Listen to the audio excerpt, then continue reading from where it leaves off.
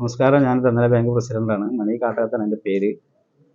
അപ്പോൾ ഈ ഇപ്പോഴത്തെ അവസ്ഥ എന്ന് പറഞ്ഞാൽ ഇഷ്യൂസുകൾ കുറേ മുമ്പ് തന്നെ ഉണ്ട്.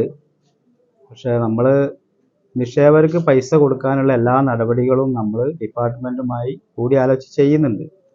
പിന്നെ ജപ്തി ചെയ്യാനുള്ള നടപടികൾക്കായിട്ട് 2200ഓളം ഫയലുകൾ നമ്മൾ എയർ ഓഫീസ് ഫയൽ ചെയ്തിട്ടുണ്ട്. ഇനി ഡിപ്പാർട്ട്മെൻറ്റ് ഓഫീസർമാരും എല്ലാവരും കൂടിയിട്ട് വേണം നമുക്ക് മുന്നോട്ട് പോകാൻ.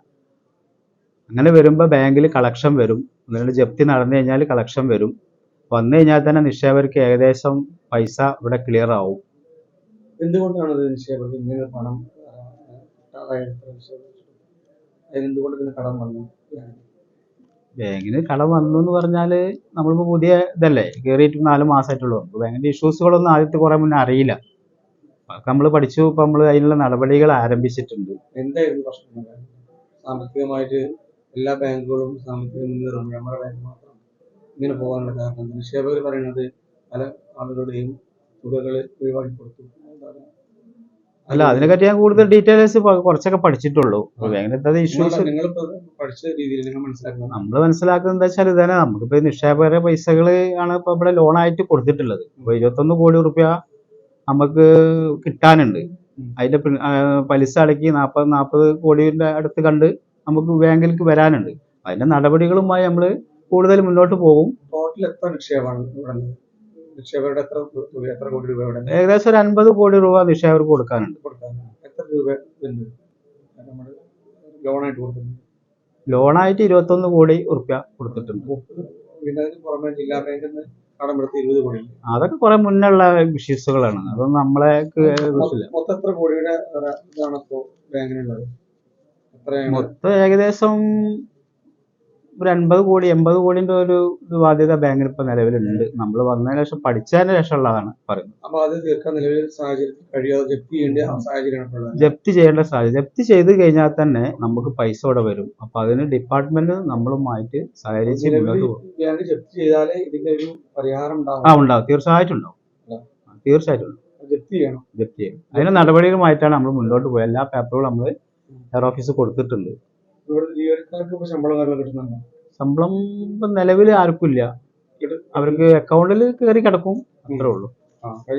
ഇല്ല, പൈസ നിലവിൽ ബാങ്ക് ക്ലിയർ ആകുമ്പോൾ അവർക്കും പൈസ കിട്ടും. പിന്നെ ഇതിൽ എല്ലാവരും വേണം ഒത്തുപിടിച്ച് പോവുക.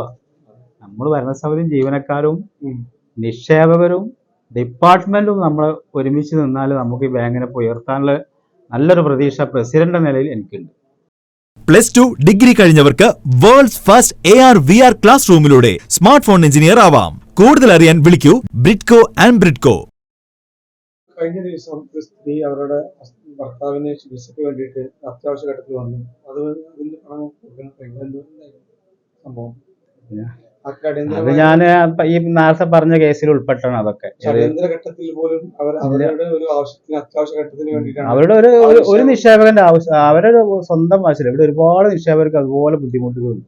അവരുടെ ഒരു ജീവിതത്തില് ഒരു പ്രതിസന്ധി വരുമ്പോൾ വേണ്ടിയിട്ടാണ് അവര് പണം. അതെ, അതാണ് ഇപ്പൊ നമ്മൾ പറഞ്ഞത്. നമ്മളിപ്പോ കയറിയിട്ട് 4 മാസമായിട്ടുള്ളൂ. അവരൊക്കെ കുറെ മുന്നുള്ള ചെയ്യാൻ കഴിയില്ല. അത് വെച്ചാല് ഇപ്പൊ ബാങ്കിൽ പൈസ ഇല്ല എന്നുള്ള സത്യം എല്ലാവർക്കും അറിയാം.